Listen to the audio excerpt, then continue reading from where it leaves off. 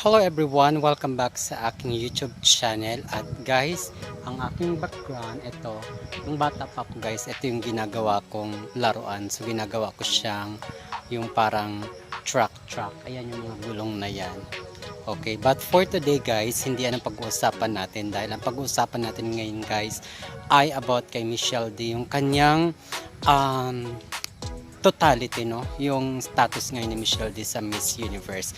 At yun na nga guys, kung hindi pa kayo nakapag-subscribe sa aking channel, wag na kayong mag-atubili guys. Help expand my YouTube channel guys, para sa pamamagitan nito guys ay makatulong tayo lalo na sa ating candidate kay Michelle D guys, no, in support para sa kanyang darating na laban. At yun na nga guys, hindi na tayo magpapaligoy-ligoy guys, no.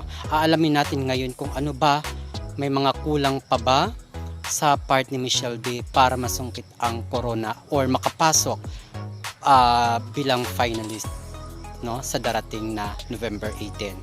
Check natin guys yung mga sumusunod. So first, outfit. As we can see naman guys, no, consistent si Michelle D sa kanyang mga outfitan.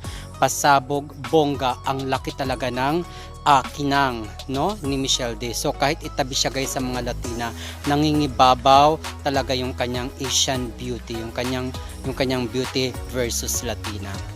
Pasarela, yes, no, bigay todo si Michelle at napaka-classy, elegant, bonggang-bongga, pasok sa banga. Pagdating naman sa support ng mga Filipino, yes, kaya nga siya ang nag-number 1 sa Voice for Change at pumapang-apat siya sa fan vote, kung saan hanggang ngayon tuloy-tuloy pa rin guys ang bayanihan ng mga Filipino. At yung ganda, syempre consistent pa rin, no, ang ganda ni Michelle D, talagang fresh na fresh pa rin siya. Kaya nga nang sinabi ko, kahit na itapat siya kahit kaninong kandidata, mga Latina o mapa fellow Asian, ay lumilitaw talaga yung kanyang ganda. Talagang fashionable siya at kakaiba talaga yung kanyang looks. Relatability, yes, na-maintain niya yan. Nakikita natin sa mga video clip, no, ni Michelle D, at talagang hindi siya isnabera. Talagang nakikipag-usap siya kung sino may gustong magpa-picture doon sa venue, talagang binibigyan niya ng opportunity. Home skills, nakita naman natin sa isang interview, kahit nag-Spanish siya, nakuha niya, no, and then sa English, talagang yung kanyang communication skills ay talagang superb. So, may rason pa ba kaya para di makapasok si Michelle D sa mga finalist? Well, ang masasabi ko, hindi guys, kasi nandyan na talaga sa kanya ang formula ng isang Miss U, no? Ang Miss Universe, para sa Miss Universe crown.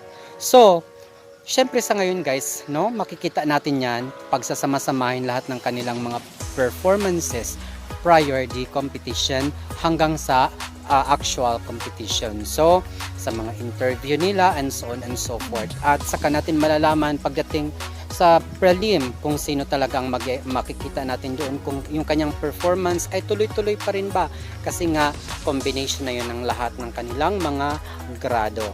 Now, may mga katanungan, bakit ba hindi ganun ka-visible si Michelle D sa Miss Universe page? So, for now, karamihan kasi pina-flash dun guys mga Latina, no, at ibang candidates. Pero wag tayong mamroblema doon, kasi si Pia Wurtzbach nga, di ba, yung kanyang pagkapanalo, sabi nga ni Miss Colombia noon, hindi niya naramdaman nun si Pia pero bumulaga.